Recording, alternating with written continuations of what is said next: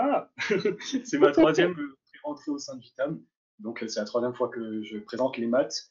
Pour ceux qui m'ont déjà vu, je faisais les NT de maths l'année dernière, l'année d'avant et également l'année d'avant. Du coup, voilà, et je suis accompagné de Camille qui, elle, est en cinquième année de pharmacie et qui va présenter l'internat. Salut Mehdi, cinquième année d'internat, donc qui est là depuis encore plus longtemps que moi et qui va vous présenter un peu ce début de pré-rentrée pour les maths. C'est ma quatrième pré-rentrée. Ok. Bon, du coup, vous êtes tous doublants, donc vous connaissez le principe, quoi. Mais je me dis, ça coûte rien de vous rappeler que l'UE4, c'est un truc qui peut sauver votre classement. Concrètement, si vous êtes moyen partout, mais que vous avez 17 en UE4, alors que la personne à côté de vous, qui a les mêmes notes que vous ailleurs, a 9, vous lui foutez genre 300 places dans la tête. Enfin, moi, c'est ce qui m'est arrivé. J'étais hyper moyenne partout et j'ai une bonne note en UE4, donc faut pas le négliger. Également, ce qui est hyper important, c'est que l'épreuve passe super, super vite. Donc, si en lisant une question, vous ne savez pas répondre, juste passez à la suite. Faites directement les questions que vous savez faire, assurez les points et passez pas du temps à réfléchir sur un truc que vous ne saurez pas faire parce que l'épreuve passe beaucoup, beaucoup trop vite. Et ensuite, pourquoi ça ne marche pas? Merci. Ensuite, là aujourd'hui, on va vous faire les trucs un peu compliqués, les calculs un peu chiants du premier poly. Mais là, je vous ai rappelé sur cette diapositive, en gros, tous les trucs qu'il ne faut pas négliger quand vous révisez le poly de métro, parce que c'est les machins qui tombent tout le temps, quoi. Donc, je ne vais pas vous lire la liste, mais en gros, c'est ce qu'il ne faut vraiment pas négliger, c'est ce qui va vous apporter les points. Du coup, on a tout ça à aborder. On n'aura pas le temps de tout faire, clairement, parce qu'on a quoi? On a 2 heures, on a jusqu'à 18 heures, je crois. Donc, je ne sais pas comment vous voulez choisir ce qu'on va faire. Dylan? Vous pouvez juste mettre dans le chat ce que vous voulez revoir. Vous avez le choix entre trigo, division euclidienne, enfin tout ce qui est écrit là. Privilégier ce que vous comprenez le moins. C'est-à-dire, par exemple, je dénigre pas les divisions euclidiennes, mais c'est peut-être pas le plus dur dans tout ce qu'il y a à aborder. Donc, dites-nous ce que vous préférez voir. Dans tous Et les quoi cas, est-ce que on a vachement détaillé les diapositives pour que vous puissiez revoir les trucs chez vous sans qu'on vous explique. Dans tous les cas, on est dispo sur le forum ou sur Facebook ou ce que vous voulez si vous avez des questions. Mais normalement, je pense que c'est assez bien détaillé, donc c'est pas grave si on peut pas tout aborder en 2 heures, quoi. je pense que tu peux faire les équatifs en vrai. C'est revenu un peu beaucoup. Et Ok. intégration aussi, on fera ça. Ouais. Et dérivés partiels Alors, aussi. je sais plus quand est-ce que c'est les équadifs. Euh, c'est dans longtemps. Ok, les équadifs. En vrai, c'est vachement diabolisé, il faut pas en avoir peur. C'est super mal expliqué dans le poly. Genre, c'est une horreur, mais au concours, il n'y a pas 1000 trucs qui tombent. Le plus important, c'est que vous sachiez identifier les termes, que vous connaissiez les formules, et après, il y a juste à appliquer. Donc, très concrètement, il y a plein de cas de figure. On va pas tout faire aujourd'hui parce que il n'y a pas tout qui tombe, et puis même, c'est pas, ça ferait perdre du temps pour rien. Mais en gros, déjà de base, le but d'une équation différentielle, c'est de trouver la solution. Donc ça, on s'en doute. Donc, il va falloir trouver la solution générale à partir de la solution de l'équation homogène et de la solution particulière. Et de temps en temps, il y a des questions au concours où ils vont vous demander de déterminer une certaine constante, mais bon, ça, on y reviendra plus tard. Donc, le cas de figure le plus simple, c'est les équations différentielles à coefficient constant sans second membre. Donc, le second membre, c'est ce qu'il y a à droite du signe égal. Donc là, on voit qu'on a une équation qui est égale à 0, donc ça veut dire qu'on n'a pas de second membre. Donc voilà. Ah oui, j'ai oublié de le préciser, mais un truc qui tombe des fois en item, il faut faire gaffe au piège, c'est la différence entre équation différentielle de second degré et de second ordre. Une équatif de second degré, il va y avoir des carrés, donc AY' plus BY est égal à X carré. Ça, c'est une équatif de second degré. Et une équation différentielle de second ordre, il va y avoir une dérivée secondaire. Du coup, ça aurait été ici, par exemple, AY' plus BY' plus CY. Donc, il faut faire gaffe parce qu'il y a des items où ils vont faire le piège en disant ça, c'est une équation différentielle de second degré, gna gna. Donc, voilà. Bref, je reviens sur ce que je faisais. Donc, on a dit 100 second membre, c'est-à-dire que c'est égal à 0. À coefficient constant, ça veut dire qu'à gauche du signe égal, on a juste des constantes. A et B, c'est des constantes. Y', Y, c'est des variables, mais enfin, on s'en fout. Une équation différentielle à coefficient variable, on le verra plus tard, c'est quand il y a des fonctions dedans. Du coup, pour résoudre une équadif à coefficient constant sans second membre, il n'y a qu'une seule formule à appliquer. C'est celle qui est en bas, c'est c exponentielle de moins b sur a de x. C'est tout simple. Le c, c'est une constante que vous ne pouvez pas calculer, sauf si on vous donne les paramètres pour le faire. Mais donc, en gros, quand une réponse d'item vous dit y est égal à c exponentielle de quelque chose, c'est pas grave qui est le c. C'est une constante, elle fait partie de la formule, vous ne pouvez pas le calculer tout le temps. Donc, un exemple concret, ça donnerait... Pourquoi ça ne marche pas? Merci. Par exemple, on aurait 3y' plus 2y est égal à 0. Donc là, on voit qu'on n'a pas de second membre, vu que c'est égal à 0. La formule à appliquer, c'est c exponentielle de moins b sur a de x, avec a qui est égal à 3. Parce qu'on a vu tout à l'heure que c'était des équations de la forme ay' plus by est égal à 0. Donc a est égal à 3, b est égal à 2. Donc là, il suffit juste de remplacer bêtement dans la formule, en faisant gaffe au signe moins de c exponentielle de moins b sur a de x. Et la solution, c'est tout bêtement y est égal à c exponentielle de moins 2 tiers de x. Est-ce que ça, pour l'instant, ça va? C'est juste repérer les constantes et appliquer la formule. Ok, nickel. Du coup, là, il y a un deuxième exemple avec le signe moins. Je vous l'ai juste fait pour que vous fassiez gaffe au signe. Mais en gros, ici, 4y' plus 7, enfin moins 7y est égal à 0. On a a qui est égal à 4 et b qui est égal à moins 7. Ok. Du coup, quand on applique la formule, vu que c'est c exponentielle de moins b sur a, le moins dégage. Donc c'est tout con, c'est une erreur de signe, mais il faut vraiment faire gaffe le jour du concours. Le deuxième cas de figure, c'est une équadif à coefficient constant avec second membre constant. Donc cette fois, à droite du signe égal, on n'a plus un 0, on a une constante. Une constante, c'est 1, 2, 3, ce que vous voulez, c'est juste, il n'y a pas de x, c'est juste une constante. Donc cette fois, on va vouloir chercher la solution de la forme générale avec la solution de l'équation homogène qui est exactement la même formule que tout à l'heure, c exponentielle de moins b sur a de x. Et vu qu'on a une constante à droite, il ne faut pas l'oublier, et on va vouloir calculer la solution de l'équation particulière. Et là, la formule, c'est juste k sur b. Donc, cas concret, on a y' moins 4y est égal à 1. Donc 1, c'est notre constante du second membre constant. La solution de l'équation homogène, on a dit, c'était comme tout à l'heure, c exponentielle de moins b sur a de x, avec a ici qui est égal à 1, vu qu'on a 1 y', le 1 est sous-entendu, quoi. B, c'est moins 4, toujours faire gaffe au moins, et k, pour tout à l'heure, c'est 1. Du coup, quand on fait gaffe au signe moins, on tombe sur une solution d'équation homogène qui est égale à c exponentielle de 4x. Et la deuxième étape, c'est la solution particulière. On a dit que c'était k sur b. Et du coup, k sur b, ça va nous donner, avec k qui est égal à 1 et b qui est égal à moins 4, moins 1 quart. Et la solution générale, c'est juste en gros le rassemblement des deux. Donc c exponentielle de 4x et moins 1 quart. Est-ce que ça va toujours? Je vais pas trop vite, n'hésitez pas à me le dire hein, parce que je parle vite. C'est bon, ouais? Oui, c'est juste identifier A, B, K et remplacer dans les formules. Pour l'instant, il n'y a que deux formules à connaître. Donc là, deuxième exemple, voilà, comme tout à l'heure, A qui est égal à 3, B moins 2, K qui est égal à moins 5. On remplace en faisant attention aux signes. Là, on a les moins qui s'annulent. Enfin, vous ne voyez pas ma souris, mais c'est exponentielle de 2 tiers x parce que les moins s'annulent. Pareil pour la solution particulière. Moins 5 sur moins 2, ça fait 5 demi. Et pareil, on assemble les deux.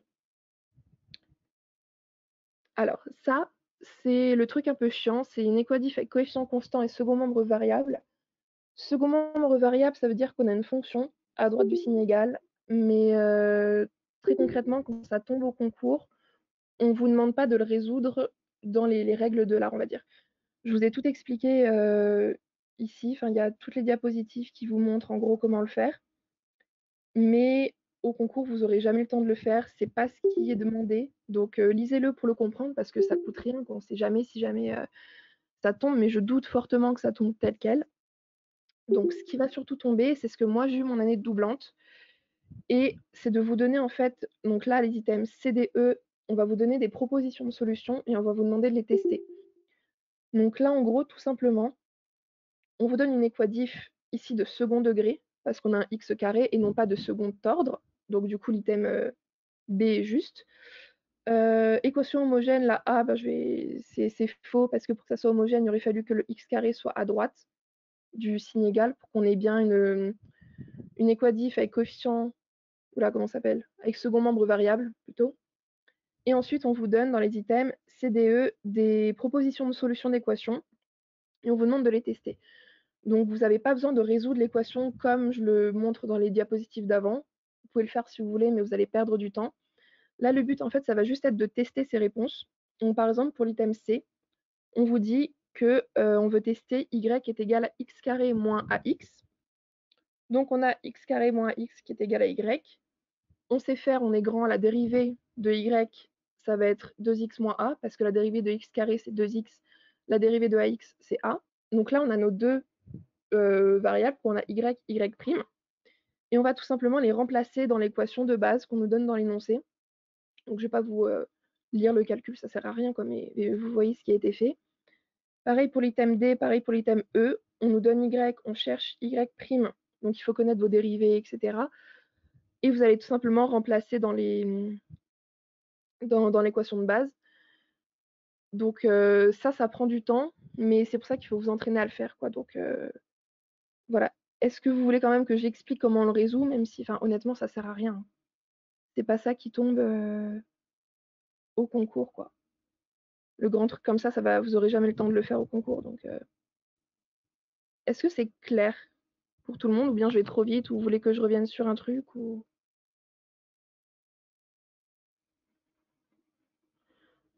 Non, c'est bon? Ok. Bon, ça, c'est jamais tombé, mais bon, au cas où, c'est tout simple. Une équadif avec coefficient variable sans second membre, c'est-à-dire qu'on a une fonction, en fait, à gauche du signe égal. Concrètement, les seuls exemples qu'on vous donne dans le cours, c'est avec des sinus et des cosinus. Et la formule à appliquer, cette fois, c'est c exponentielle de moins la primitive. Donc, c'est tout con, quoi. Si on vous donne cosinus, la primitive du cosinus, c'est le sinus. Vous appliquez bêtement en n'oubliant pas le moins et c'est tout. Mais ça, ce cas de figure est jamais tombé, il me semble. Donc, je vais vite passer. Là, je vous ai résumé en gros les cas de figure, les formules à appliquer. Mais il y a juste en vous entraînant que vous allez y arriver de toute façon. Et ça, c'est ce sur quoi je voulais revenir. De temps en temps, il y a des questions au concours où on va vous dire, enfin, on va vous donner une équation, là, comme par exemple ici, y' moins y est égal à 0. Et on va vous donner dans l'énoncé, sachant que y est égal à quelque chose et x est égal à quelque chose. Donc, quand on vous dit pas ça, quand on vous précise pas des y et des x, on s'attend à une réponse de type c exponentielle de quelque chose. Si en revanche, on vous donne des valeurs pour y et pour x, ça veut dire qu'on vous demande de calculer le c, donc la fameuse constante de la formule. Donc ici, en fait, c'est tout bête. Vous allez faire d'abord chercher la solution de l'équation y' moins y est égal à 0. Donc du coup, A, c'est égal à 1, B, c'est égal à moins 1. Donc tout simplement, on trouve la solution comme je l'ai écrit ici, y est égal à c exponentielle de x. C'est tout bête. Sauf qu'ici, dans l'énoncé, on vous donne y est égal à 0, y est égal à 1, pardon, et x est égal à 0. Donc ça veut dire que, j'insiste, mais à partir du moment où on vous donne des conditions de y et de x, les items vrais ne seront que ceux où il n'y a pas de c dans la solution. Donc si on vous dit par exemple un item A, la solution et y est égal à c exponentielle de x, c'est faux. Parce qu'on vous a donné de quoi calculer ce c. Donc dès le début, par élimination, vous pouvez directement barrer tous les items où il y a un c qui n'est pas calculé. Je ne sais pas si c'est clair ce que j'essaie de dire. Du coup, première étape, vous avez calculé votre solution générale, c'est bon. Deuxième étape, on va du coup remplacer tout bêtement y par 1, x est égal à 0. Donc ça donne 1 est égal à c exponentielle de 0. Jusque-là, c'est juste de l'application de ce qu'on vous donne dans l'énoncé. Dans le cours et tout, on vous demande de savoir que l'exponentielle de 0, c'est égal à 1. Donc c fois 1, ça fait 1. Donc on a 1 qui est égal à c. Donc c est égal à 1. Et la dernière étape, c'est de remplacer, quand on a y est donné, la solution, c'est pas avec un c. Exactement. Quand on va te donner une question vraiment comme l'énoncé que j'ai écrit là et qu'on vous donne y est égal à quelque chose, x est égal à quelque chose, vous pouvez directement rayer les items qui vont être du type y est égal à c exponentielle de quelque chose. Parce qu'on vous demande de le calculer, donc on ne vous demande pas l'étape intermédiaire en gros. Ici, y est égal à c exponentielle de x, c'est l'étape intermédiaire. On vous demande l'étape finale, donc on ne veut plus de c, on veut un chiffre en gros à la place du c, on veut le faire disparaître. Du coup, j'en étais où? Oui, on a trouvé c qui est égal à 1, juste en remplaçant bêtement y et x. Et donc, on va pouvoir venir le remplacer dans la solution générale qu'on a trouvée tout à l'heure. Y est égal à c exponentielle de x, avec c qui est égal à 1. Donc, la solution finale, on ne peut pas aller plus loin, on a tout calculé. Y est égal à exponentielle de x. Est-ce que c'est clair ou pas? Il passe sous le y', s'il te plaît. En fait, tu as juste fait comme tout à l'heure. Tu as calculé ta solution générale avec c exponentielle de moins b sur a de x. Avec a est égal à 1 pour 1y', b est égal à moins 1 pour moins y. Et donc, ça te donne juste ta solution qui est égale à c exponentielle de x. Et du coup, après, on calcule le c et on le remplace. Est-ce que c'est clair ou je suis allée trop vite ou vous voulez que je reprenne ou... Je sais pas. Mais vraiment, j'insiste, si vous avez une question comme ça où on vous donne y et x, directement barrer les solutions où il y a un c, même si ça a l'air juste. Genre, si on vous donne un item y est égal à c exponentielle de x, même si c'est juste, c'est faux, parce que c'est pas ce qu'on vous demande dans la question. Je sais pas si c'est clair ou pas, je suis pas allée trop vite. Dans tous les cas, tout est détaillé dans le diapo, on va vous le poster tel quel. Donc, c'est bon? Alors, bon, du coup, on a fini pour les équadifs. Si vous voulez, je reprends des trucs ou sinon, on passe à la suite, je sais pas. C'est quoi qui était ressorti tout à l'heure, Dylan? Des trucs à Il y revoir. avait dérivés partiels, mais je peux le faire si tu veux. Et il y a intégration par partiel aussi, je crois. Bah, je sais pas, comme tu préfères. Je m'en fiche. Que voulez-vous en premier, intégration par partiel ou dérivés partiels? Dans tous les Dites-nous. cas, je pense qu'on aura le temps, donc Oui, bah oui. dites-nous ce que vous voulez voir en particulier. Dérivé partiel, ok, mais bon. Dérivé, ok. Tu veux le faire Alors, ou je le fais? bah, je le fais du coup. Ça va. Ah, mais ça va être compliqué si je suis sur le diapo et toi sur le. Comme tu veux. Si tu veux, tu partages ton écran. Non, c'est bon, je vais essayer de faire comme ça. Hop, ok. Tu me Du dis coup, quand je dérivé passe. partiel, c'est Il y a pas un pas. chapitre extrêmement compliqué, mais il faut juste être concentré en fait quand on le fait. C'est là le problème, il faut bien prendre son temps et après ça va tout seul. La dérivée partielle, qu'est-ce que c'est de base? La dérivée partielle d'une fonction de plusieurs variables, c'est sa dérivée par rapport à l'autre, c'est-à-dire qu'on va dériver quelque chose tout en gardant l'autre constant. En gros, on a du x, du y, on va dériver x par rapport à y en gardant y constant, et on va dériver y par rapport à x en gardant x constant. Vous avez deux phases, et à la fin, vous réunissez tout, et ça vous donne une formule. Là, on va partir d'une formule de base, donc fxy égale 2xy plus 7y carré x plus 3x carré plus 9x. Ça, c'est votre fonction de base. Dans un premier temps, on va dériver par rapport à x, c'est-à-dire qu'on va avoir x comme variable et y comme constante. Quand vous regardez tout là-haut, vous avez votre formule, donc 2xy plus 7y carré x plus 3x carré plus 9x. On va faire ça en trois étapes. Votre première étape, c'est de déterminer votre constante. Donc là, on a quatre termes, donc on va poser quatre constantes, a, b, c et d.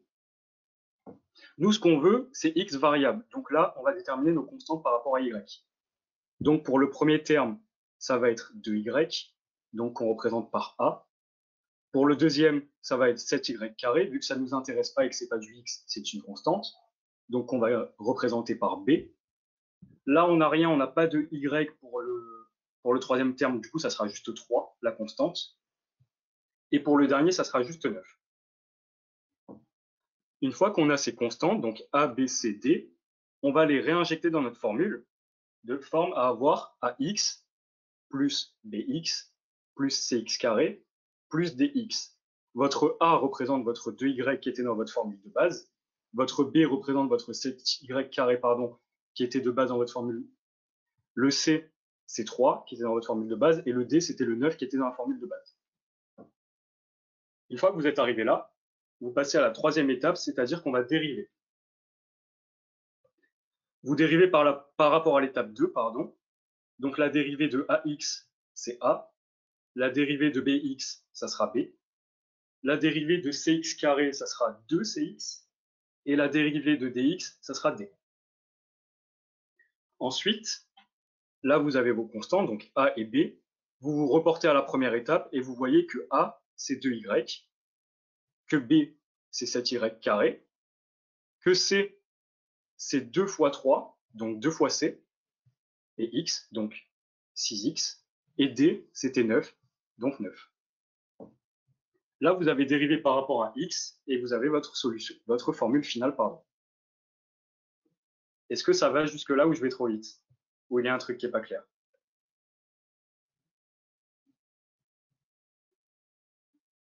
Non, ça va? Ok. Ça va, ok. Non, c'est bon, ça va. Ok, ok. Il y a quelqu'un qui est perdu. Je me suis perdu 2 étapes. Alors attends, je vais reprendre. Tu t'es perdu à l'étape 2, c'est ça? Oui, ok. Si tu veux, on a posé nos constantes par rapport à la formule de base. Nous, ce qui nous intéresse, c'est de dériver x. A, c'est 2y. Jusque-là, ça va. B, c'est 7y carré. C, c'est 3. Et D, c'est 9. Nos 4 constantes qu'on a déterminées, on va les remettre dans la formule de base. C'est-à-dire que ton 2y, ça devient A. Ton 7y carré, ça devient B. Ton 3, il devient C.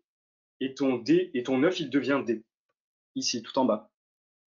On a juste remplacé par des lettres, en fait. Ça va servir à mieux visualiser, et grâce à ça, on va dériver, et ensuite, on va retomber sur ce qu'on avait de base. Est-ce que ça va mieux? Oui. Oui, ok. Ça va mieux ou pas?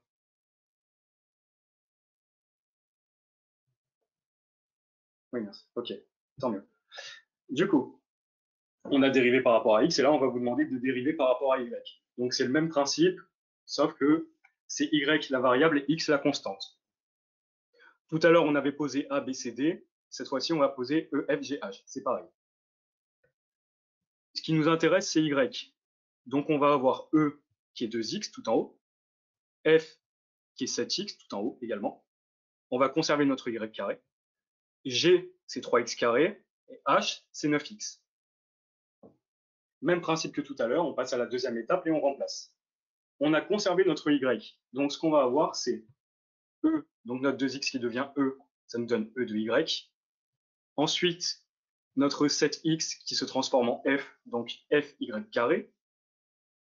Notre 3x carré qui se transforme en g et notre 9x qui se transforme en h. Jusque-là, ça va? Ensuite, ce qu'on va faire, c'est qu'on va dériver, donc grâce à notre deuxième étape. On sait que la dérivée de e de y, c'est e, que la dérivée de fy carré, c'est 2fy, et la dérivée de g, la dérivée de h, ben non. Du coup, ça nous donne quoi? Si on reporte notre e par rapport à la première étape, on obtient bien 2x. Et si on regarde du coup notre f, on a bien 14xy. Est-ce que jusque-là, ça va?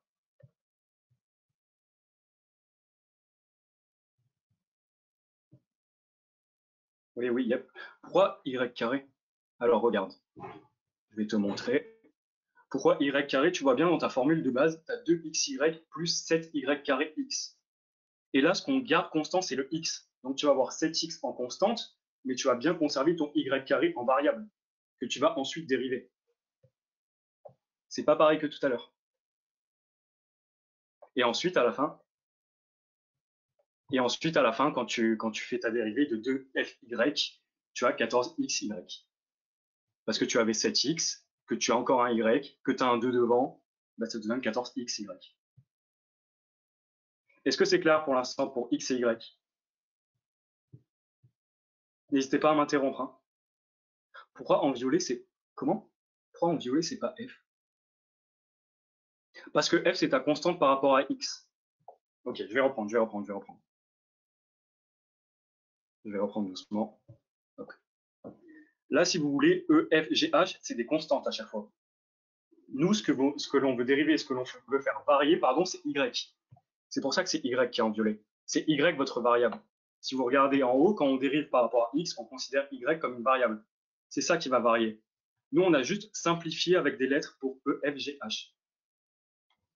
Donc, votre 2x se transforme en E. Donc, on a bien 2y, si vous vous référez par rapport à la formule de début. Votre y carré, ben, le f, c'est le 7x qui est juste à côté. Vous avez 7y carré x, et vous pouvez écrire 7xy carré, ça revient au même. Donc, on place le f juste devant le y carré. Vous avez g et h. Et ensuite, vous dérivez tout simplement à l'étape 3. Dans la troisième étape, en rose, c'est la dérivée. C'est ça. E, c'est ta constante, donc tu ne vas pas la dériver. Par contre, ton fy carré, tu vas le dériver. Et ton fy carré, il se transforme en 2fy. Et ensuite, tu le réécris algébriquement. Si tu veux, regarde, tout en bas dans ta deuxième étape, on pose la formule à dériver f. Donc, tu n'as pas ton prime. Et ensuite, on te dit on dérive. Donc, tu as ton f prime. Et ton fy carré, il se transforme en 2fy. Et lié le prime. Si vous regardez bien, de la deuxième à la troisième étape, on a bien notre prime. Mais c'est juste dans la dernière, il manque un tout petit prime pour la formule en rose, mais ça ne doit pas vous embrouiller. Hein. C'est juste qu'on a traduit algébriquement, pardon, ce qu'il y avait juste au-dessus.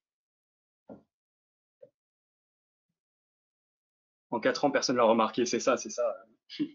Bien joué. Même moi, je ne l'avais pas vu, donc... Hop. Et ensuite, une fois que vous avez votre x et votre y, je vous les remets. Hop. Donc, on avait 2y plus 7y carré plus 6x plus 9. Et ensuite, on avait 2x plus 14xy. Ben, tout simplement, vous les mettez ensemble. Et ça vous donne 2y plus 7y carré plus 6x plus 9 dx plus 2x plus 14y dy. En gros, de toute façon, en QCM, généralement, on vous demande juste la dérivée par rapport à x. On va vous donner deux possibilités de réponse. Il y en a une, souvent, elle est totalement fausse, elle se voit à des kilomètres. Donc, vous prenez pas la tête. Hein. On fait 2 chapitres là. On a fait 2 chapitres là. Ouais, ça passe vite. Mais si vous avez des questions, n'hésitez pas. Hein. D'ailleurs, sur le forum du TAM, là, ça a été très rapide hein, pour les dérivés. Sur le forum du TAM, vous avez vraiment beaucoup de choses par rapport aux dérivés partiels. Il y a notamment les derniers NT de l'année dernière que je vous remettrai là, après. Comme ça, vous pouvez vous entraîner parce que là, vous avez un exemple qui n'était pas vraiment compliqué, mais je peux vous mettre des exemples plus compliqués avec la correction en dessous, il n'y a aucun problème. Hein. Comme ça, vous vous entraînez et ça sera mieux parce que là, c'était un exemple assez simple, assez rapide. En QCM, s'il n'y a pas le DX ou le DY, ça reste juste. Bonne question. Alors, je sais, je connais la réponse. Vas-y. Ah, tu la connais, vas-y. Oui, oui. Alors, en fait, quand on vous donne des propositions de dérivées partielles, donc, quand on est dans le cas là où on va vous dire, si on dérive par rapport à y, on a uniquement ce genre de réponse, on ne le met pas. Mais, le dx et le dy doivent absolument être mis dans la dérivée totale. Donc là où vous allez additionner la dérivée par rapport à x et la dérivée par rapport à y, là, il faut les mettre. Quand c'est uniquement l'un ou l'autre, donc en gros l'étape intermédiaire, là, il y a pas besoin. En revanche, si dans la dérivée totale, ça y est pas, l'item est faux. Je sais pas si c'est clair.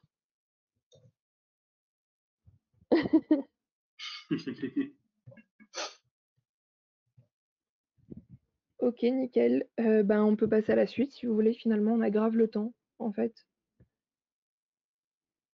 On aura même le temps de faire les divisions en clé. Trop bien. C'est quoi la suite, du coup? Comment? C'est quoi la suite? Je pense que c'était intégration. On peut faire équadifférence dimensionnelle, quoi? Équation dimensionnelle. Ah, c'est le truc au tout début, non? Dans la métrologie? Oui, ah non, c'est une horreur ça. Oh non, c'est une horreur. En plus, ça tombe jamais, ça. Enfin, Franchement, non. tu dois connaître la grosse formule avec toutes les grandeurs, à la limite. Mais ouais, c'est par cœur. Par contre, faites attention, hein, il aime bien. Enfin, mon année, je sais qu'il avait posé des questions de français, du style le mètre, le kilomètre, je sais plus. Enfin, il aime bien poser des questions aussi sur le début de la métrologie, là, avec ses petites définitions. Ça, franchement, il y a pas de technique, c'est juste apprendre par cœur les Ouais. trucs et appliquer. Je sais pas. Non, non, franchement, c'est que du par cœur, hein. Faut connaître Mais les même si, dimensions de chaque truc et s'entraîner à la limite. Mais moi, je les avais apprises par cœur. Je sais que dans le tableau, là où il y a à droite, là, toutes les dimensions, LT-2, machin et tout. J'avais juste appris par cœur bêtement. Il y en a qui arrivent à passer de l'une à l'autre en connaissant des formules et tout, mais c'est trop compliqué. Moi, j'ai juste appris par cœur.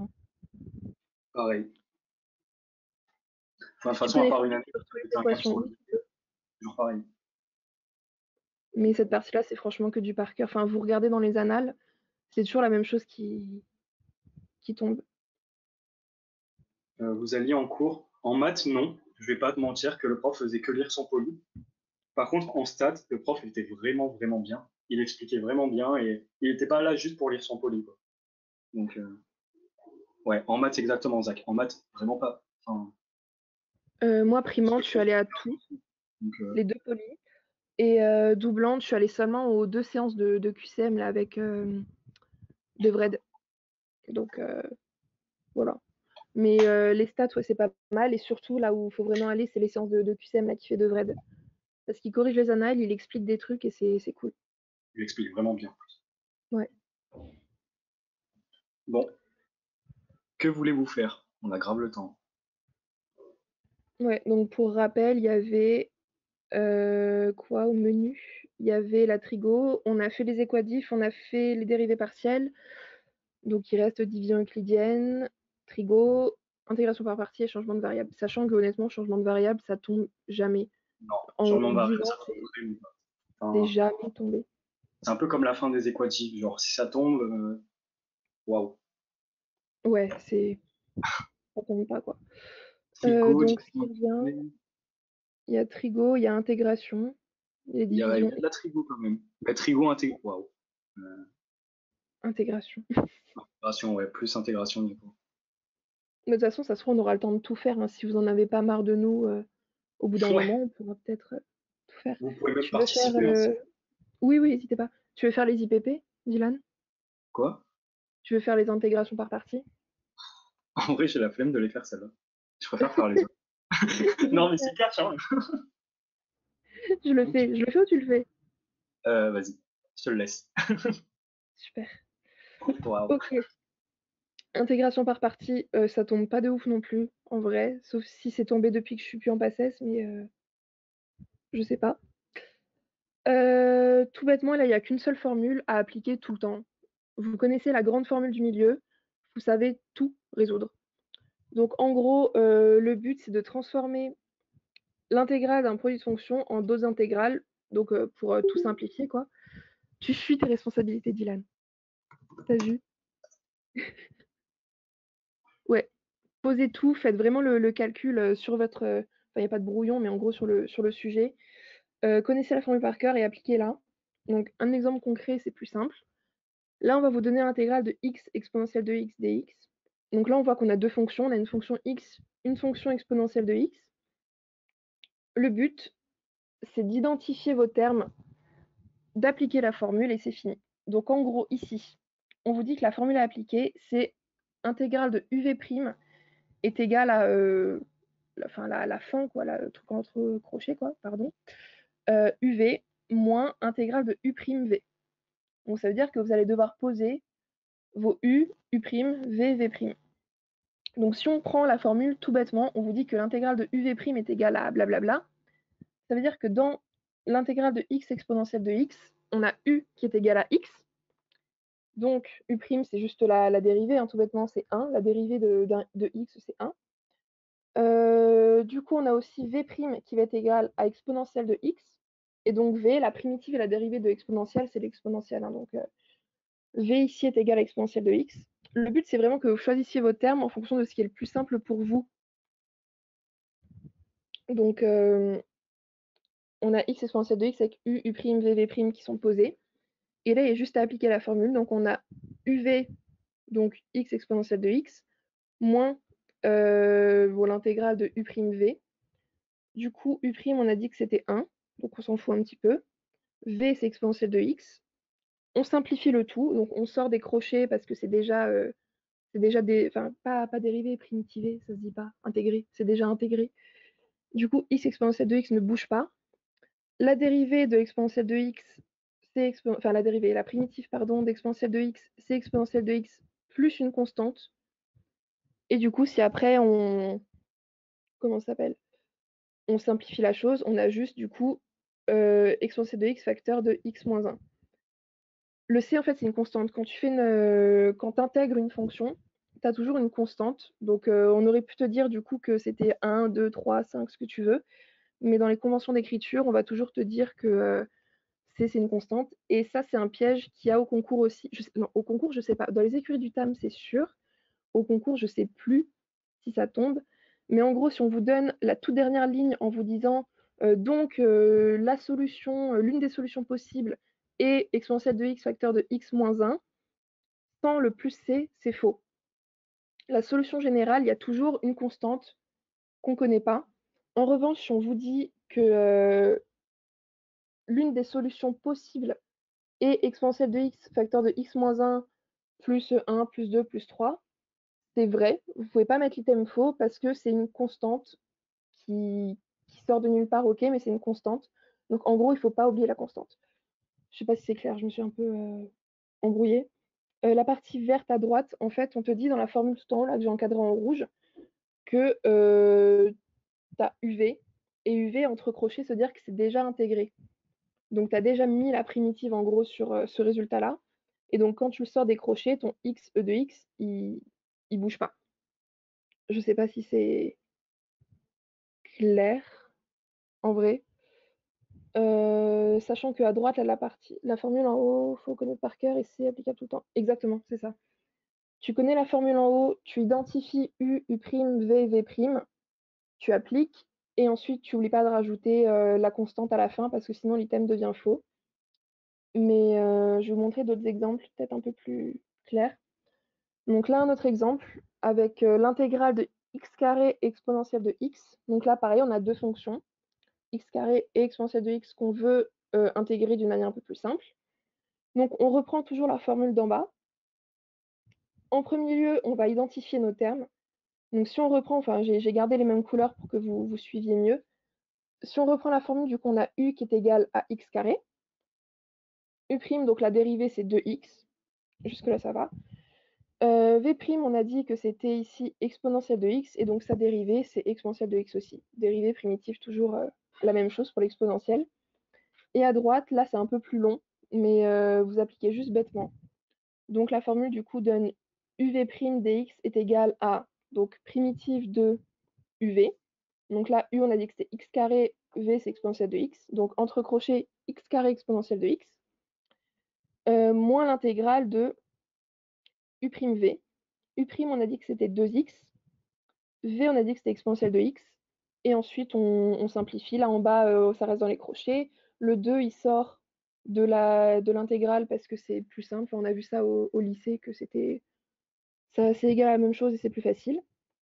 X carré e de x, du coup, en vert, ne bouge pas parce que ça a déjà été intégré, donc ça sort juste des crochets. Ça reste tel quel. Là, du coup, on a le 2 qui est sorti de l'intégrale qui ne bouge pas. Et x exponentielle de x, on l'intègre, et ça donne x exponentielle de x moins e de x. Ça, vous l'avez fait tout à l'heure. En vrai, là, ici, il y a une intégration par partie dans l'intégration par partie. Donc, il aurait fallu refaire l'étape qu'on a faite ici, avec du coup l'intégrale de x exponentielle de x qui est égale à x exponentielle de x moins e de x. Donc, en fait, il aurait fallu faire une deuxième intégration par partie. C'est pour ça que je ne pense pas que l'exemple, là, tombe au concours. Donc, vous auriez dû en faire une deuxième ici. Je crois que je l'ai écrit là. Ouais, je l'avais écrit là. Donc, du coup, on est de retour sur la troisième ligne. 2 facteurs de x exponentielle de x moins e de x parce que vous l'avez calculé au préalable en faisant une autre intégration par partie. Et après, vous simplifiez le tout, vous n'oubliez pas la constante. Tu peux expliquer la deuxième ligne en bleu. Là, il n'y a rien qui a changé, c'est juste que le 2, du coup, qui est après l'intégrale de x exponentielle de x, on l'a sorti de l'intégrale pour faciliter les calculs plus tard. Parce que du coup, faire l'intégration par partie de x exponentielle de x, on l'a fait tout à l'heure et c'est plus simple à faire que de faire l'intégration par partie de 2x exponentielle de x. C'était le tout premier exemple, ça, x exponentielle de x. Donc je vous l'ai remis à droite. Donc cet exemple-là, concrètement, il ne tombe pas, il est beaucoup trop long. Il y a 2 IPP à faire dans un seul calcul. Mais ce qui pourrait tomber, c'est le premier, du coup, x exponentielle de x, ou des trucs pas trop compliqués du genre. Est-ce que c'est compréhensible ou pas?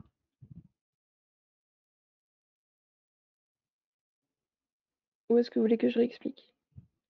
Sachant que j'ai pas encore insisté, cette fois-ci, mais la constante à la fin sur la dernière ligne en noir, elle est hyper importante parce que si là on vous dit en item que, la solution finale c'est, x² moins 2x plus 2 facteur de 2x, qu'on vous met pas de constante, ça devient faux. Pourquoi il y a un moins? J'ai pas compris. Dans la quatrième ligne, du coup? 2 facteur de x exponentielle de x. Ouais, là. En fait, c'est le tout premier exemple qu'on a fait tout à l'heure, donc tu le vois, à droite là, le truc avec la flèche. La dérivée partielle, je vais remettre le truc de tout à l'heure. La dérivée partielle, pas la dérivée partielle, l'intégration par partie de x exponentielle de x. On a dit qu'on appliquait la formule tout bêtement. Du coup, uv x exponentielle de x moins intégrale de e de x. Et du coup, on tombe avec le moins. Je sais pas si tu as compris ou pas. Mais dans l'exemple, du coup, le deuxième qu'on vient de faire avec x carré exponentielle de x, il y a une intégration par partie dans l'intégration par partie. Ouais, il est dur, mais il va pas tomber concrètement. Pour moi, la seule chose qui peut tomber, c'est l'exemple là que vous avez devant les yeux avec x exponentielle de x. Et je sais pas, y a rien d'autre qui peut tomber parce que vous aurez clairement pas le temps. Mais si vous comprenez celui-là, si vous comprenez qu'il faut identifier u, v', enfin u, u', v, v', qu'il faut appliquer la formule, après ça devrait aller comme sur des roulettes. Mais même, il me semble que c'est jamais tombé en vrai au concours. Donc si vous comprenez cet exemple-là, c'est largement suffisant. Du coup, mon exemple là est un peu chiant. Je le redis encore pour la millième fois, mais oubliez pas la constante, ça peut rendre l'item faux. Et dans le même sens, si là on vous dit l'une des solutions possibles est exponentielle de x facteur de x carré moins 2x plus 2 plus 4, 5, ce que vous voulez, c'est juste.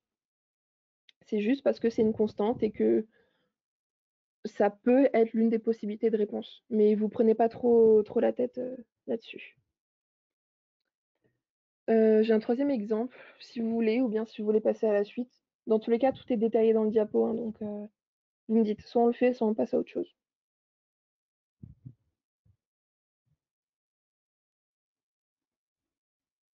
On le fait? Ok.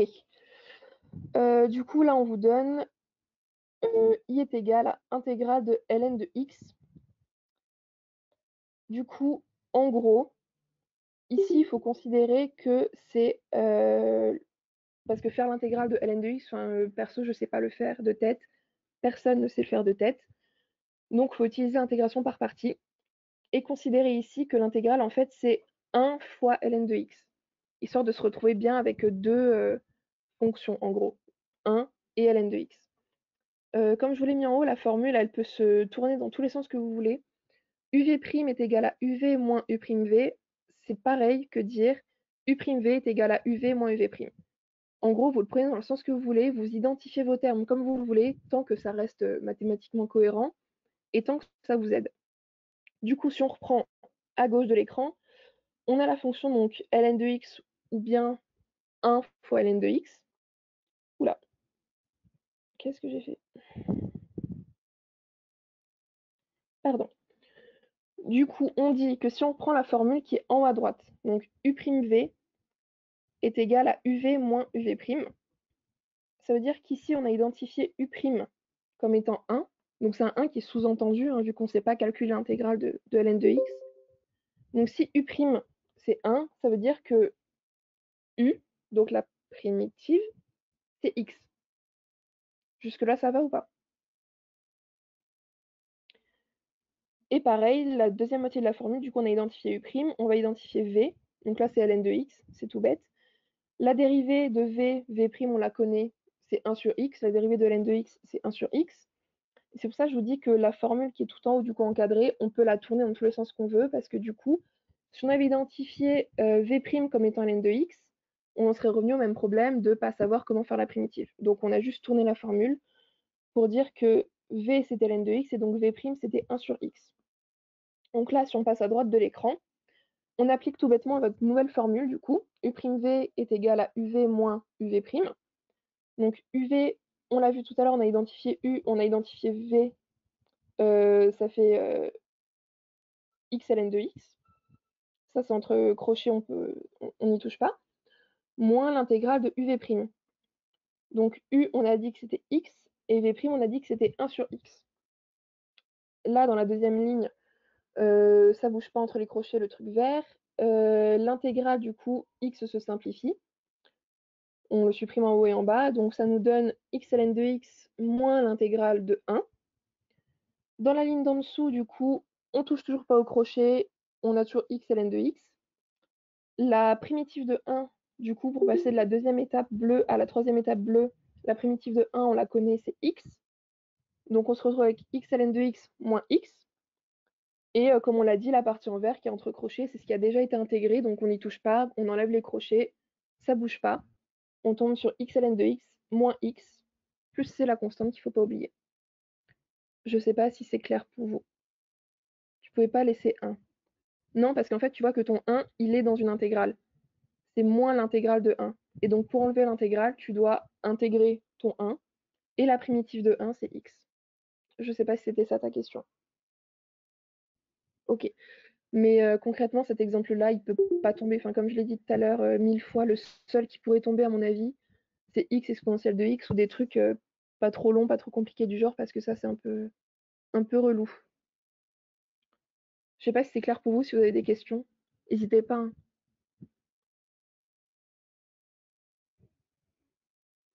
Mais pour les autres, quel autre?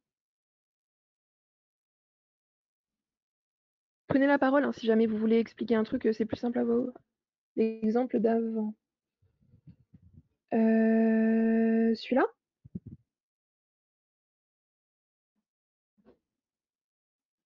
C'est quoi le souci? Je comprends pas.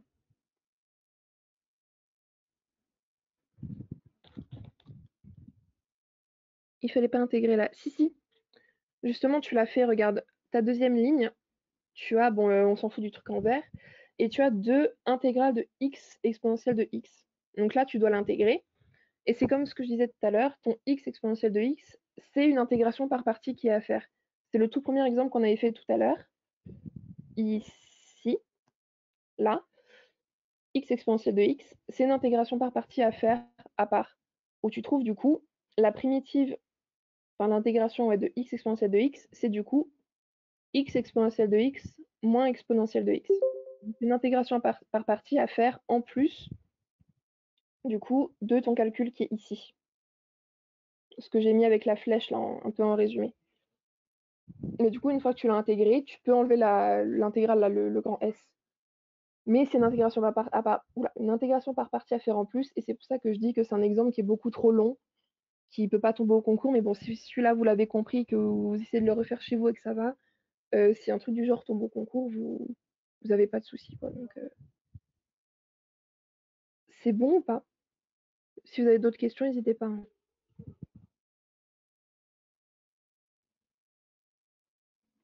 Sinon, on peut passer à la suite.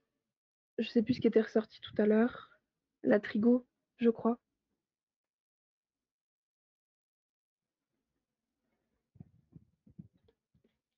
Tu le fais, Dylan, ou je le fais?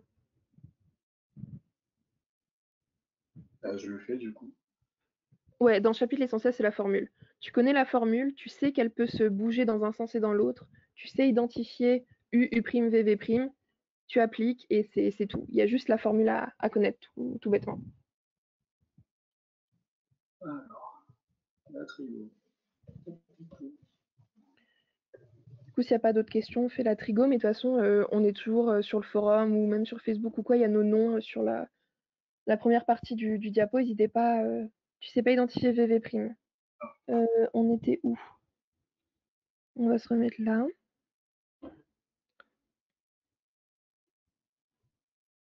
On va prendre un exemple plus simple.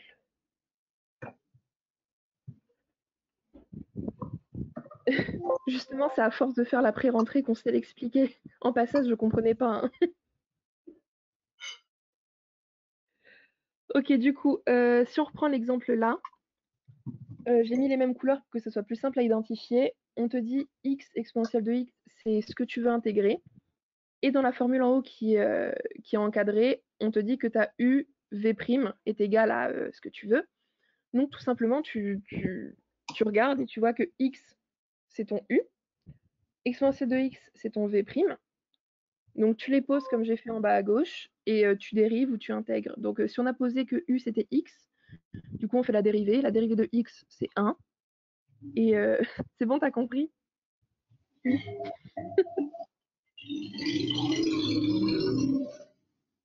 Bon, du coup, la trigo, je sais plus où c'est. Yes, C'est le premier truc, vraiment le tout premier. c'est bon. Ok. Alors, juste pour revenir sur les maths, quand vous comprenez pas, essayez de faire comme si vous l'expliquiez à quelqu'un, parce que moi je sais que quand j'expliquais les choses, par exemple à ma mère ou à un pote, je comprenais beaucoup mieux parce que c'était un regard neuf et on se forçait à vouloir comprendre pour pouvoir l'expliquer. Du coup, je sais pas si vous avez des potes ou vos parents, essayez de leur expliquer un peu les maths que vous comprenez pas, comme ça vous aurez un regard neuf et ça rentrera mieux. C'était le petit conseil du jour. Du coup, pour la trigo, on va aller directement à l'essentiel. Je pense que les fonctions sinus, les fonctions périodiques modulo de pi, ça doit aller normalement. Juste, retenez bien sur ce cercle, apprenez bien les dérivés de sinus et de cosinus, c'est super important, ça tombe souvent. Ce qui tombe également souvent, c'est les définitions du style sinus est une fonction impaire passant par l'origine des axes. On aime bien vous dire que c'est cosinus qui passe par l'origine des axes, blablabla. Non, c'est bien sinus. Donc ça, c'est important, savoir qui est pair, qui est impair. La fonction pair, c'est bien cosinus.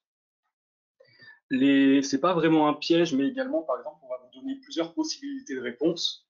Et on peut vous donner dans l'item A cosinus moins x, et dans l'item C, je sais pas, cosinus x. Ben, si l'un est vrai, l'autre est vrai, vu que c'est la même chose. Donc quand vous lisez les items et les énoncés, faites attention. Regardez bien toutes les possibilités de réponse, car des fois, on peut tomber sur les mêmes choses. Ensuite, cosinus pi sur 2, on va rarement vous le demander, du coup ça, c'est pas vraiment important. Là, ce qui est vraiment important, c'est vraiment le mouvement harmonique. Donc, vous avez soit ST qui égale K, donc K, c'est votre amplitude. Également, une erreur que vous faites, et il faut faire très attention, c'est sur l'unité. Des fois, on va vous dire, je sais pas, dans l'énoncé que c'est en millimètres, et item A, centimètres. Non, si c'est en millimètres, votre item doit être en millimètres. Sinon, c'est faux. À part s'il y a eu la conversion, mais c'est rare qu'il fasse la conversion. Donc, vous avez votre formule ST qui égale K, votre amplitude, sinus oméga t, ou K cosinus oméga t, où K et oméga sont des coefficients constants avec oméga supérieur à 0. Donc, on vous dit bien que K, c'est votre amplitude, qui est soit en millimètres, soit en centimètres, ça dépend de votre énoncé. Votre période, qui est 2pi sur oméga, et votre fréquence, qui est l'inverse de la période. Et là, on vous dit attention aux unités. On le verra tout à l'heure. On va partir d'une formule assez simple, donc ST qui égale 10 sinus pi sur 4t. Et nous, ce qu'on veut, c'est trouver la vitesse. Donc, on a bien ST de la forme K sinus oméga t. Donc, K, c'est notre 10. Sin oméga, donc notre oméga, c'est pi sur 4. Et t, ben, c'est t.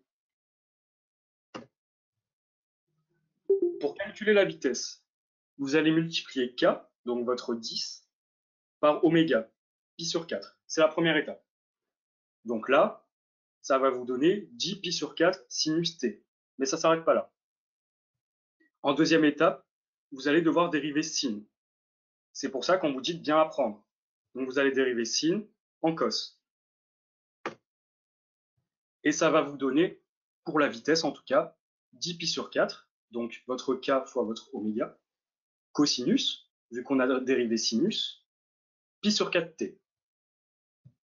Est-ce que jusque-là, ça va? Il est lancé, MDR. Qu'est-ce qui se passe? Qu'est-ce qui se passe? Il y a une question? Pardon. Qu'est-ce qu'il y a? Non, je voulais dire un truc, mais je le dirai quand tu auras fini. Qu'est-ce qu'il y a? Mais dis-le. Mais non, mais c'était c'était sur les cours du début, donc fais ta lancée et je te reviendrai dessus après, t'inquiète. D'accord, désolé. Hop. Alors attends, il faut que je retourne dessus du coup. Hop. Voilà. Votre 10 pi sur 4, vous pouvez le simplifier en 5 pi sur 2 en divisant par 2. Cosinus pi sur 4t. Donc ça et ça, c'est pareil. Ensuite, pour trouver votre accélération, c'est le même principe. On va dire que votre 5 pi sur 2, c'est votre k, et que votre pi sur 4, c'est votre oméga. Donc, vous allez multiplier votre k et votre oméga. Donc, vous allez faire 5pi sur 2 fois pi sur 4. 5pi fois pi, ça fait bien 5pi carré. 2 fois 4, ça fait 8. Mais on ne s'arrête pas là. Il faut dériver cosinus. Et la dérivée de cosinus, c'est moins sinus. Donc, qu'on écrive 5pi carré sur 8 moins sinus pi sur 4t ou moins 5pi carré sur 8 sinus pi sur 4t, c'est pareil. Le moins, vous pouvez le mettre avant ou après la fraction. Donc là, vous avez votre vitesse. Attention au signe lorsque vous dérivez cosinus et sinus. Ça, c'est par rapport à votre cercle trigonométrique, pardon. Attention à bien mettre pi au carré dans la fraction accélération, mais ça, c'est normal, car vous avez multiplié 5pi par pi, donc vous avez bien 5pi carré au numérateur. Est-ce que ça va? Est-ce que je vais pas trop vite? Bip. Puis il devine le reste pareil. Quoi? Le reste c'est sin ou cos? Comment ça le reste c'est sin cos? Attendez. Parce que j'ai pas le chat devant les yeux. Pas compris. Reprends please. Ok. Je reprends. Attendez. Dans la diapo d'avant, Camille, du coup, va falloir remonter. Dans la diapo où on calcule la vitesse, on vous dit qu'on multipliait k par oméga et qu'on recommençait pour avoir l'accélération. Donc si je retourne à mon accélération, là on a 5pi sur 2 cos pi sur 4t. Vous êtes d'accord avec moi? 5pi sur 2, on le remplace par k. Cos, pi sur 4, on va le remplacer par oméga. On va tout simplement multiplier 5pi sur 2 et pi sur 4. Donc notre 5pi sur 2 fois pi sur 4, ça va bien nous donner 5pi carré, car 5pi fois pi, ça fait 5pi carré, et 2 fois 4, ça fait 8. Et comme pour la vitesse, notre pi sur 4, lui, il ne change pas. Il reste constant. Et on a dérivé également notre cosinus pour obtenir moins sinus. Est-ce que ça va ou toujours pas? Votre k, voilà, votre k devient 5pi sur 2.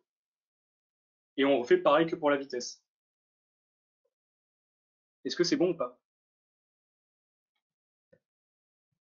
Le oméga donné, c'était quoi? Le oméga donné, c'était pi sur 4. Chinois, c'est pas chinois. Ok, merci. Je reprends. Je reprends une dernière fois, je vais reprendre doucement. Alors, je reprends depuis le début. Notre formule de base, c'est 10 sinus pi sur 4t. Vous êtes d'accord avec moi que 10, c'est k, c'est votre amplitude. Sinus, c'est ce qu'on va dériver après, et pi sur 4, donc votre pi sur 4, c'est votre oméga qu'on avait au début. Pour trouver la vitesse, on vous dit qu'il faut multiplier k, donc 10, par oméga, pi sur 4. 10 fois pi sur 4, ça fait 10 pi sur 4. Jusque-là, ça va. Ensuite, il faut dériver sinus. Et on sait que la dérivée de sinus, c'est cosinus. Donc pour l'instant, on a 10 pi sur 4, cosinus, pi sur 4t. Là, on a notre vitesse. Que l'on peut convertir en 5 pi sur 2, cos pi sur 4t. Car on divise tout simplement 10 pi sur 4 par 2. Et ça va donner 5 pi sur 2. On refait le même système pour l'accélération, en considérant 5 pi sur 2 comme k, notre amplitude, et en considérant pi sur 4 comme notre oméga. On va remultiplier les deux, donc on va avoir 5 pi carré sur 8. On va une nouvelle fois dériver cosinus, donc la dérivée de cosinus, c'est moins sinus, et du coup on a notre accélération, moins 5 pi carré sur 8, sinus, pi sur 4t. Ah oui, c'est bon, merci. Cos, ok, c'est bon pour tout le monde? Je peux reprendre, hein. On dérive que sin et cos et pas les chiffres. Ben, si tu regardes dans tes étapes, c'était plus haut du coup. Là, regarde, on te dit étape 1, multiplier k et oméga, tu fais que ça. Et ensuite, en étape 2, tu vas dériver sin ou cos en fonction de la formule que tu as. Et ensuite, tu as ton... Ah bah oui, t'es pas con du tout, il n'y a pas de question con. J'ai mis, je pense, une année à comprendre le mouvement harmonique, alors que maintenant, je trouve que c'est pas si dur. Sin AX égale A cos AX. Tu peux le répéter comme ça, oui. Bah ouais, je suis con. Nickel, c'est bon pour tout le monde ou pas? Franchement, c'est le même principe pour la vitesse et pour l'accélération. C'est juste qu'après, vous arrivez avec des carrés et ça change un peu. Ok. Ensuite, calcul de la période, c'est pas le calcul le plus compliqué, c'est 2π sur oméga. Donc votre oméga qu'on vous a donné au début, c'était pi sur 4. Et là, on va faire un truc qui s'appelle multiplier par l'inverse. Donc quand vous avez 2π sur pi sur 4, vous allez multiplier par l'inverse, c'est-à-dire que vous aurez 2π fois 4 sur pi. Vous savez que quand vous avez quelque chose au numérateur et au dénominateur pardon, qui sont exactement la même chose, vous pouvez les supprimer. Donc vous avez 2 fois 4 qui est égal à 8. Ça, c'est des règles de base que vous apprenez au lycée, multipliées par l'inverse. C'est du calcul basique. Et ensuite, la fréquence, c'est juste l'inverse de la période. Donc si vous trouvez 8 en période, vous trouvez 1 sur 8 à la fréquence. Ouais, faites méga gaffe au signe, ouais.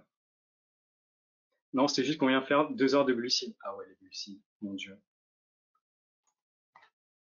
N'oubliez pas le carré dans l'axe. Exactement, n'oubliez pas le carré et faites attention au signe, ouais. De toute façon, en maths, je pense que la moitié des points, on les perd par erreur d'inattention, par signe. Enfin, c'est souvent des erreurs d'inattention parce que les calculs, vous savez les faire à force. En 10 minutes, tu as clarifié ce que je fais pendant 2 heures hier. Grave. Franchement, posez-vous. Je préfère vous dire qu'il faut faire 15 minutes, 15 minutes moins. Seulement 15 questions en maths bien faites plutôt que 20 bafouées, genre. Vaut mieux prendre son temps, bien faire les choses, quitte à en faire moins, que essayer de speeder et perdre des points bêtement. Donc, ça, c'est le point gratuit. Si vous avez le mouvement harmonique, il faut vraiment choper le point. Parce que vous aurez un item sur la période, un item sur l'amplitude avec le piège tout nul sur millimètre centimètre. Et après, la fin, ça sera accélération et vitesse. Si vous avez bien compris, vous avez un facilement. Donc, essayez de ne pas perdre ce point parce qu'en stat, après, ça y va. Faites gaffe à l'unité aussi. La période, si on vous dit dans l'énoncé que c'est en secondes, du coup, la fréquence va être en secondes moins 1. Ça aussi, c'est un piège hyper fréquent qu'ils font tout le temps, que j'ai fait un QCM après, que vous pouvez regarder chez vous. C'est vraiment le piège bateau avec l'amplitude là ici qui est dans la mauvaise unité et tout. Enfin, les pièges d'unité, ils en font tout le temps. Ça, c'est vraiment un QCM type concours avec des pièges pourris. Donc, vraiment, ça serait con de perdre un point là-dessus, quoi. Donc, voilà. Donc, il y a un QCM que vous pouvez faire chez vous. Enfin, on va pas perdre le temps de le faire maintenant, sauf si vous voulez le faire, mais comme vous voulez. En vrai, on a du temps encore, non? Il nous reste quoi à faire? Division euclidienne Ouais. et changement de variable si ça intéresse des gens, mais c'est jamais tombé. Donc, Ça tombe pas, du coup, si à je le pense temps, qu'il vous vaut mieux voulez faire préparer le QCM, on peut vous laisser 2 minutes et vous nous mettez dans le chat les réponses. Ouais. Vous pouvez dire A vrai, B fausse, C vrai. Par contre, la C, on la voit pas des masses. Du coup, si vous voulez, je peux vous la lire. Je sais pas si tu peux zoomer. Enfin, moi, j'ai Si, des mauvais normalement, yeux. Après, peut-être que vous voyez mieux que moi, hein, mais. vous pouvez zoomer sur votre écran. Ah Normalement, il y oui. a un plus et un moins. Ouais, parce que je vois rien. Ah ouais. Ok.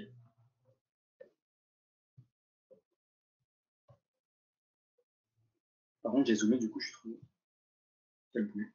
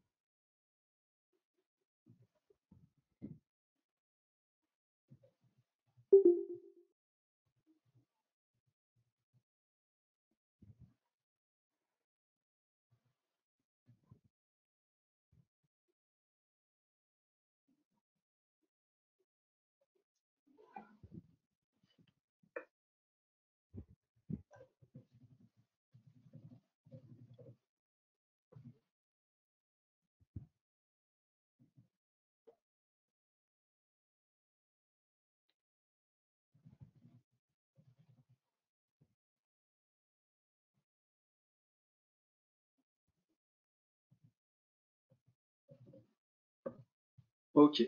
Alors, hop. AC, ok. Oui, c'est vrai. Ok. AC, AC, que c'est. Ok. Pourquoi vous mettez pas la A? Juste question, hein, c'est...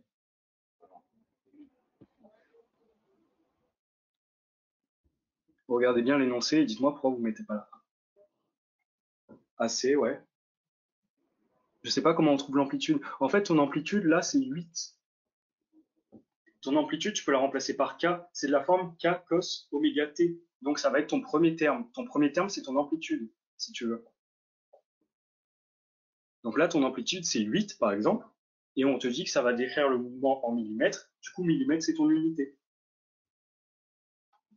Du coup, là, tu as ton amplitude K et tu as tes millimètres. Du coup, l'amplitude est bien de 8 mm. Ouais.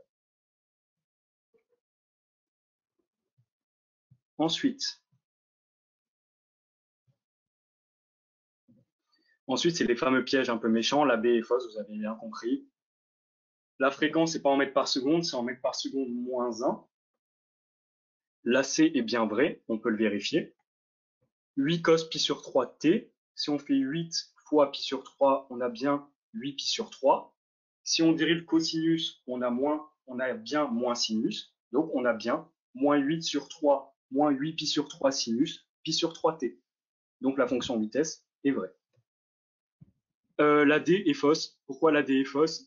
Vous n'avez même pas besoin de calculer. Vraiment, d'un coup d'œil, la dérivée de moins sinus, c'est moins cosinus.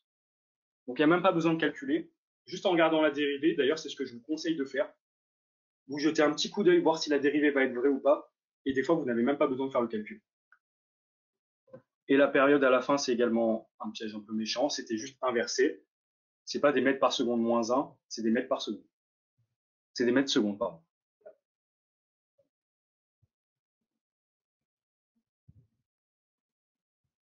Est-ce que c'est bon?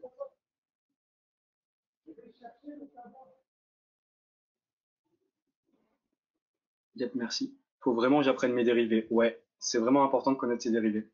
Moi, j'imagine le cadran de Trigo dans ma tête. C'est exactement ça, Selena, qu'il faut faire. Faut connaître ton... Limite, tu l'apprends par cœur. Hein. Faut vraiment avoir son cadran. Vous pouvez le dessiner sur votre feuille au début du concours, genre... Enfin, c'est plus un concours, mais... Vous ouvrez la copie, vous faites rapidement votre cercle. Au moins, vous l'avez. Mais non. La D, c'est sin. Non. La dérivée de moins sinus, ça sera moins cosinus. Je comprends pas ta question, Chaloul. D, il manque le moins. Ouais, c'est ça, D, il manque le moins. En fait, tu as juste cosinus, mais la dérivée de moins sinus, c'est moins cosinus. Comme la dérivée de sinus tout court, c'est cosinus.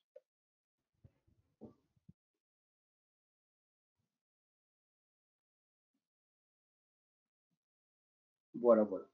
Si vous avez des questions, n'hésitez pas. Je vous conseille de vous entraîner et de vous entraîner sur cette partie. Et à force, ça va être facile pour vous. Mais vraiment, entraînez-vous. Il y a plein d'annales de toute façon où ça tombe. Et sinon, dans les diaporamas de Night Tutora, etc., des années précédentes sur le forum, vous pouvez aller voir, il y a plein d'exemples. Ou bien vous nous envoyez des messages. Enfin, moi, je sais que quand j'étais ma première année de tutrice, donc quand j'étais en P2, il y a une fille qui m'avait demandé à ce que je lui envoie une liste de trucs de mouvements harmoniques. Et elle les avait fait, je l'avais corrigé, et ça l'avait aidé, quoi. Enfin, vous pouvez vous en créer vous-même. Enfin, faut juste s'entraîner et après, ça va hyper vite et c'est un point gagné, quoi. Donc, Moi, je sais que ça quand n'était j'étais pas. en passage, j'avais beaucoup de mal sur le mouvement harmonique, justement parce que je connaissais pas mes dérivés de sinus et de cosinus. Donc, je pense que c'est la première étape à faire, bien connaître vos dérivés avant de vous lancer là-dedans. Parce que du coup, je comprenais pas pourquoi il y avait un moins, pourquoi, enfin, du coup, voilà. Mais après, ça viendra, il n'y a pas de questions bêtes en maths, hein. N'hésitez pas à nous envoyer des messages. Le but, c'est de comprendre.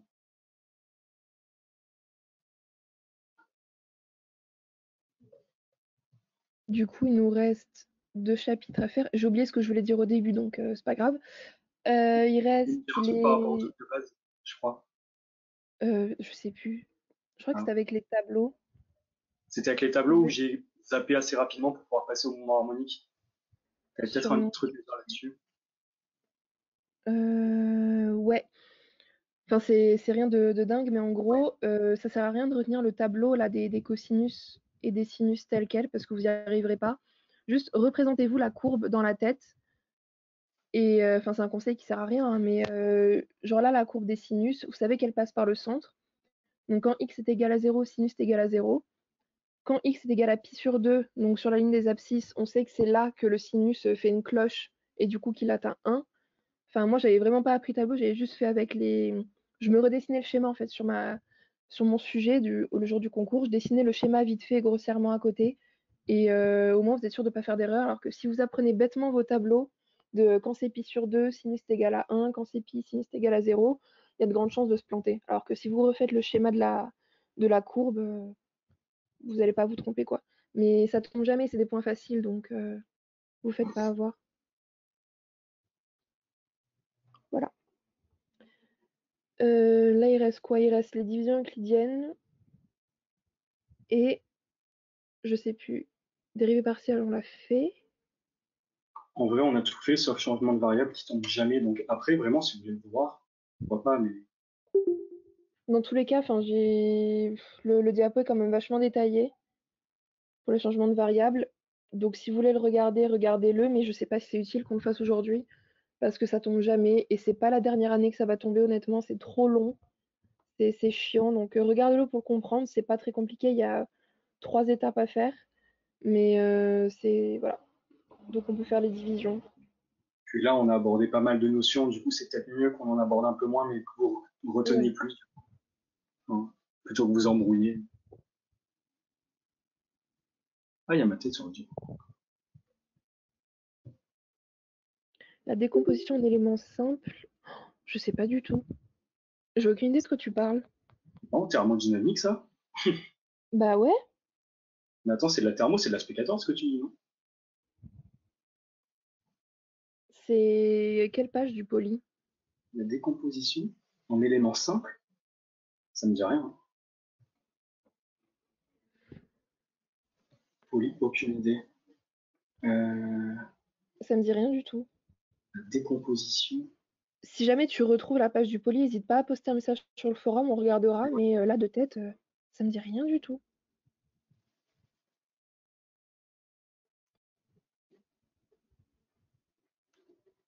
Oula. X sur dx. Et c'est quoi le contexte? Ouais, c'est ce que j'allais dire. Comme ça, c'est compliqué de te répondre. Franchement, regarde ça plus tard, regarde dans le poly quelle page c'est, ou si tu as des exemples d'annales où c'est tombé, et mets-le sur le forum, parce que là, comme ça, de tête, ça me dit. Ah, c'est les. Putain, c'est les C'est dérivé rationnels. dérivé logarithmique, non? C'est C'est peut-être pas ça? ça. Oui, je vois ce que c'est. Donc, pose ta question sur le forum tout à l'heure Ok. et on y répondra parce que je vois ce que c'est. C'est juste qu'on n'a pas du tout préparé de diapo sur ça. Ouais. Mais je vois, je vois, je vois. Les divisions. Euh, Dylan, tu fais ou je fais? En vrai, j'aime bien les divisions, du coup, je peux le faire. Vas-y. Non, mais c'est pas grave si tu vois pas, poste sur le forum tout à l'heure et on regardera. Juste que j'avais totalement oublié ce truc. Go, go, go. Faut que je retourne sur la table. Ok. Bon. Les divisions euclidiennes, pour ceux qui ne les ont pas fait lors de la PR de l'année dernière ou qui ont du mal avec, c'est pas si compliqué. En fait, on va travailler comme si on avait deux systèmes. Donc, en gros, on a les x qui ne se simplifient qu'entre eux, pardon. C'est comme au lycée, souvent, on vous disait, on met pas les bananes et les choux ensemble. Ben là, c'est pareil. On met les bananes avec les bananes et les choux ensemble. Et les entiers qui, eux, ne se simplifient qu'entre eux également, c'est-à-dire 5 et 5. Enfin, vous allez comprendre avec des exemples. Le résultat s'exprime sous la forme P1 égale P2 fois votre quotient plus votre reste. Donc ça, généralement en QCM, ce qu'on vous demande, c'est très rapide, on vous demande le reste, on vous demande le quotient, et c'est tout. Enfin, on vous demande également le calcul, mais généralement, on va vous mettre deux restes, il y en a un qui est vrai, un qui est faux, deux quotients ou trois quotients, il y en a un qui est vrai et les deux autres qui sont faux. L'exemple 1, donc on a 4x carré plus 8x plus 2 sur 2x plus 1. Nous, notre but, c'est de simplifier au maximum notre division. Donc là, si vous voulez, à quoi il faut multiplier 2x pour soustraire le 4x carré qui est à gauche? C'est des règles de maths. Vous savez que si vous multipliez votre 2x qui est à droite par 2x, vous allez obtenir 4x carré. Sauf que quand vous multipliez avec un terme, vous devez multiplier avec les deux termes qui sont présents lors de votre division. Vous ne pouvez pas juste multiplier 2x par 2x et basta. Si vous multipliez par 2x, vous devez également multiplier 2x par 1, qui va vous donner 2x. Sauf que nous, c'est de simplifier qui nous intéresse, donc on va avoir moins 4x carré, moins 4x carré, ça s'annule, il ne reste rien. 8x moins 2x, il va rester 6x. Et votre 2, vous n'y avez pas touché, car là, 2x carré fois 2x, c'était du second ordre. 2x fois 1, c'était du premier ordre. Et vous n'avez pas eu de constante. Du coup, votre 2, il a été simplifié par rien. Il va descendre gentiment ici. Du coup, il vous reste 6x plus 2. Le but est encore une fois de simplifier. Attendez. Votre but, une nouvelle fois, est de simplifier. Donc, à quoi va-t-on simplifier 2x pour soustraire ce 6x ici? Ben, par 3. Car 2x fois 3, ça fait 6x. Et comme tout à l'heure, vous ne pouvez pas juste multiplier 2x. Vous devez également multiplier 1. 3 fois 1, 3. Ce qui va vous donner 6x moins 6x, donc 0. 2 moins 3, moins 1. Sauf que là, vous ne pouvez plus diviser. Pourquoi? Parce que votre terme est du premier degré et votre reste est de degré 0. Ils ne sont pas égaux, il est inférieur. Si votre reste est inférieur, vous ne pouvez plus diviser et ça sera votre reste final. Du coup, vous restez avec votre moins 1. Donc là, vous avez 2x plus 3 et en reste, vous avez moins 1. Si je reprends la formule de tout à l'heure où on disait que P1 égale P2 fois votre quotient plus votre reste, donc P1 qui est égal 4x carré plus 8x plus 2 va être égal à 2x plus 1 fois 2x plus 3 moins 1. Si les deux ne sont pas égaux, c'est soit que vous avez fait une erreur de calcul, soit qu'il y a un problème dans l'énoncé, mais généralement c'est une erreur de calcul. Donc vous reprenez votre division et normalement ça sera bon. Est-ce que ça va? Alors, par contre, juste ce qui peut vous embrouiller à la limite, c'est que là, c'est assez mal décalé. C'est-à-dire qu'on a mis les 6x sous les 4x carrés, mais normalement, c'est un tout petit peu décalé sur la droite, mais ça change pas grand-chose, c'est juste de la mise en page.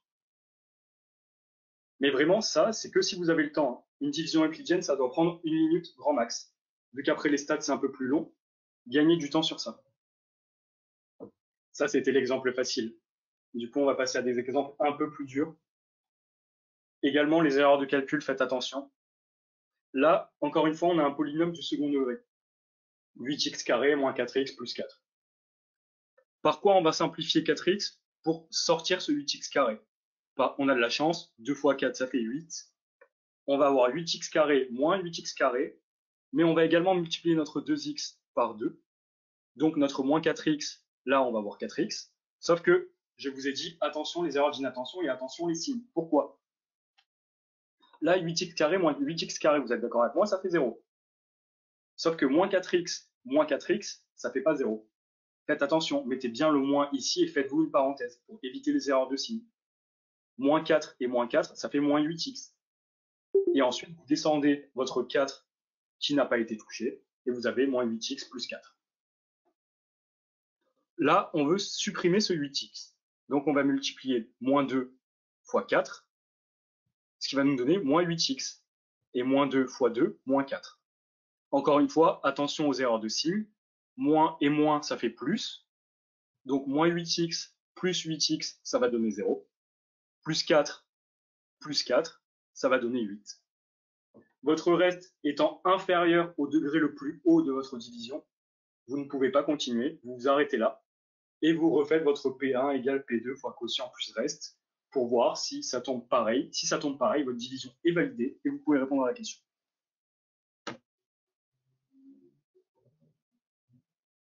Est-ce que c'est clair ou pas? Il n'y en a jamais avec des virgules. Tu critiques mon diapo. Je critique pas le diapo, mais c'est vrai que quand on le lit, c'était bizarre. C'est quoi la formule A? C'est la formule qui est un peu plus haut. C'est voilà, c'est celle-là. P1 égale P2 fois quotient plus reste. On peut aussi multiplier le quotient avec le diviseur, non? Oula, c'est-à-dire Adem.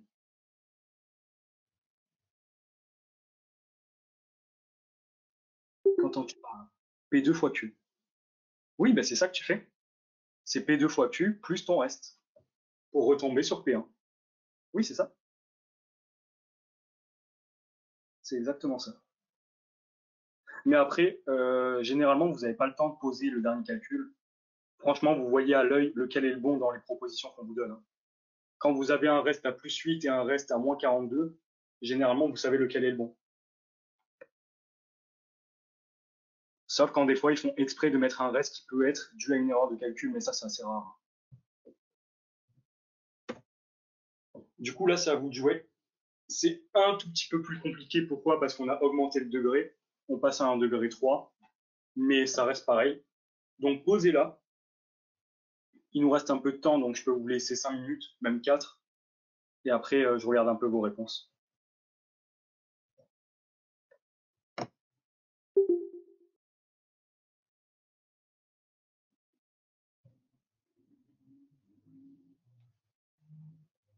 S'il y a quelque chose que vous n'avez pas compris, n'hésitez pas.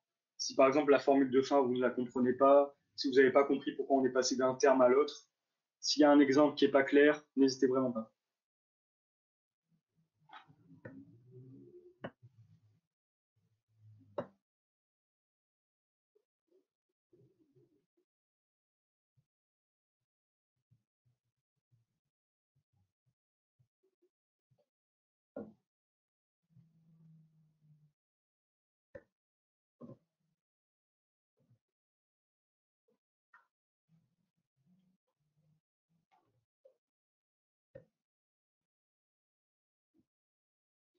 Vous pouvez continuer, on va juste faire le début ensemble.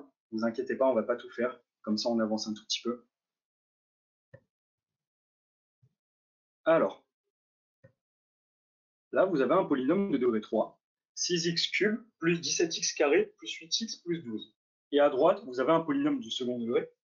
3x carré plus x plus 1. Notre but, nous, c'est de supprimer le terme de degré 3 pour commencer. Donc, ce qu'on va faire, c'est qu'on va multiplier 3x carré par 2x, et ce qui va nous donner 6x cube. Mais comme je vous l'ai dit tout à l'heure, on ne peut pas juste multiplier 2x par 3x carré, on doit également multiplier 2x par x et 2x par 1. Donc ça va nous donner 6x cube, ainsi que 2x carré, et 2x. Si on fait la soustraction de tout ça, 6x cube moins 6x cube, ça va nous donner 0. 17x carré moins 2x carré, ça va nous donner 15x carré. 8x moins 2x, ça va nous donner 6x. Et on n'est pas allé au terme 12. Pourquoi? Parce que 2x plus 1, c'était de degré 1. Et nous, le constant, on ne l'a pas touché. Du coup, on le descend. On a bien 15x carré plus 6x plus 12. Maintenant, ce qu'on va faire, c'est qu'on va essayer de supprimer le terme de degré 2. Pour cela, on va multiplier 3x carré par 5, ce qui va nous donner moins 15x carré. On va également faire 5 fois x, qui va nous donner 5x, et on va multiplier également 5 par 1, qui va nous donner 5. Donc au final, on a bien 15x carré moins 15x carré qui nous donne 0, 6x moins 5x qui nous donne x, et 12 moins 5 qui nous donne 7. Question? Question, est-ce que l'on peut continuer? Oui ou non? Pourquoi? Non, pourquoi? Le reste est inférieur, c'est ça. Le reste est inférieur au terme le plus haut du diviseur. C'est-à-dire que là, vous avez un degré 2, et votre terme le plus haut de votre reste est un degré 1. Degré 1 étant inférieur à degré 2, on ne peut plus rien faire. Notre reste est x plus 7. Trop petit? Non, plus petit car le degré inférieur. Mais voilà, vous voyez? Attends, j'ai pas compris. Qu'est-ce qu'il y a, Zach? Tu peux répéter pourquoi? En gros, à ton reste, le terme de plus haut degré dans x plus 7, c'est x. Pourquoi? Parce qu'il est de degré 1. Ton diviseur, le degré le plus haut, c'est un 3x carré, c'est un degré 2. Là, si tu divises, imaginons même, tu mets 1. Tu fais 1 fois 3x carré. Ben, ça va être au-dessus de ton x plus 7 et tu vas te compliquer la tâche. Tu vas pas du tout arranger ta division. on peut pas continuer, voilà, c'est ça. Là, si tu continues, à part t'embrouiller, enfin même, impossible, tu peux rien faire. Du coup, voilà, je crois qu'il y a un autre exo. Ah oui, on peut alors écrire, pardon, j'ai oublié, pour vérifier que vous aviez eu raison, P1 égale P2 fois Q plus le reste. Ça, c'est vraiment si vous avez du temps, hein. Généralement, on le fait pas trop.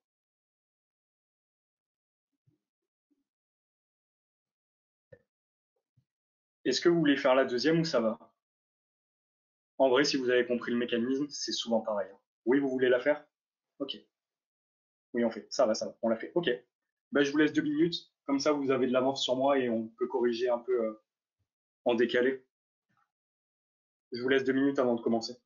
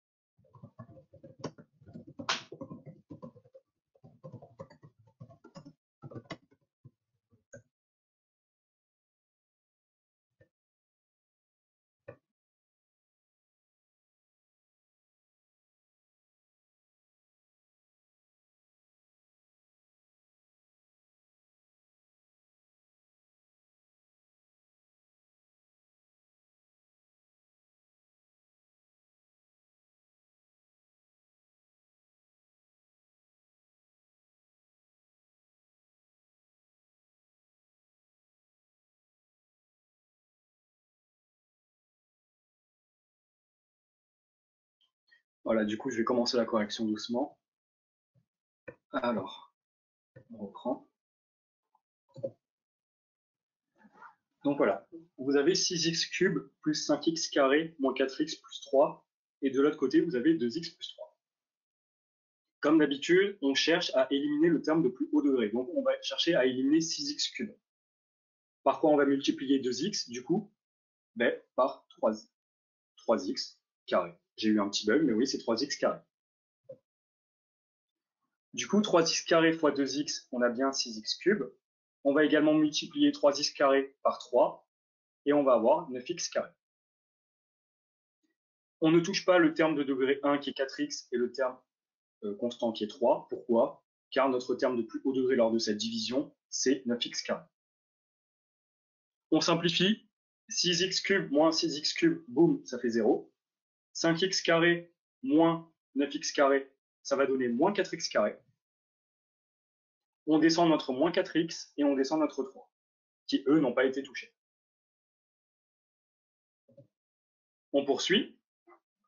Par quoi on va multiplier pour éliminer ce 4x carré? Si on fait 2x fois moins 2x, on a bien moins 4x carré. Et là, on va faire moins 2x fois 3, qui va nous donner moins 6x. Comme je vous ai dit, attention aux signes. Pourquoi? Parce que moins et moins, ça fait plus. Et du coup, on a bien moins 4x carré plus 4x carré qui vont nous donner 0. On a moins 4x plus 6x qui vont nous donner 2x. Et on a notre 3 qui n'a pas été touché et qu'on descend. Je ne poursuis pas. Là, c'est la question à 1 million. J'ai 2x plus 3 et en haut, j'ai 2x plus 3. Est-ce que je peux faire quelque chose, oui ou non?